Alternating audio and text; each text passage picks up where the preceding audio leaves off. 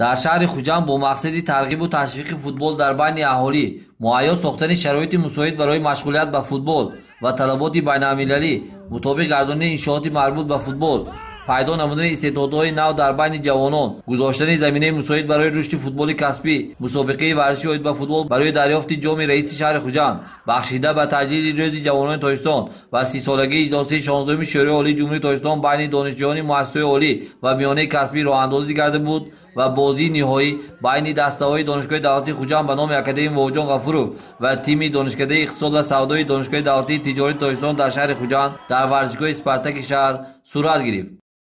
бозии футбол барои дарёфти ҷоми раиси шаҳри Хуҷанд хеле шавқовар сурат гирифтанд, зеро тимҳо баробарқувва буданд. дар қисмати аввали бозӣ аз ҷониби футболбози тими Донишгоҳи давлатии Хуҷанд ба номи Академияи Вовиҷон Ғафуров Сангинов ҳисоб кушода шуд.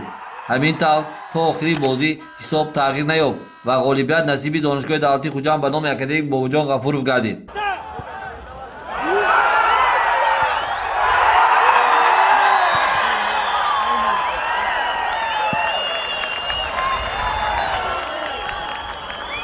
раиси шаҳри Хуҷанд Фирдавс Шерифзода ба ғолиб ҷоми мусобиқаро тақдим намуд ва беҳтарин бозигарон ва доварон низ тӯҳфаҳои хотиравӣ супорида шуд.